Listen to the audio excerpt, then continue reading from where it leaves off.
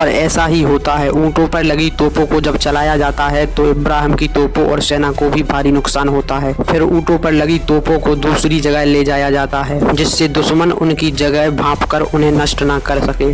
अब जगह बदलकर तोपों से वार करने पर इब्राहिम के सैनिकों और तोपों को भारी नुकसान होता है। राजा अपनी सेना का नुकसान देखकर सेनापति को आदेश देता है कि मोहम्मद गौरी की चलती फिरती तोपों को रोकने के लिए उनके गोला बारूद को खत्म कर दिया जाए। तभी सेनापति अपना अनुमान लगाता है और सभी तोपों को दाईं ओर करके तोपों के मुंह को इतना ऊंचा कर देता है कि जैसे ही उन्हें चलाया जाता है उनसे निकले गोले मोहम्मद गौरी की सेना के ऊपर से होकर उनके शिविर में गिरते हैं। मोहम्मद गौरी इस हमले का मतलब समझ पाता तभी इब्राहिम का सेनापति तोपों को बाईं ओर करता है और उन्हें दाग देता है जिससे गोले फिर से सारी सेना के ऊपर से होकर मोहम्मद गौरी के गोला बारूद के भंडार पर गिरते हैं और उसे नष्ट कर देते हैं जिससे उसका गोला बारूद खत्म हो जाता है। और तभी एक सैनिक आकर बताता है कि हमारा भी गोला बारूद खत्म हो गया। तभी दोनों सेनाओं के बंदूक दलों को आगे कर दिया जाता है। सैनिक हाथ में बंदूक लिए दौड़ते हैं और एक दूसरे के ऊपर गोलियां चलाने लगते हैं। कुछ देर तक बंदूक से ही लड़ाई होती है। फिर बंदूकों की गोलियां भी खत्म हो जाती हैं और राजा अपने पैदल सैनिकों और घुड़सवारों को लड़ने के लिए आगे बढ़ा देते हैं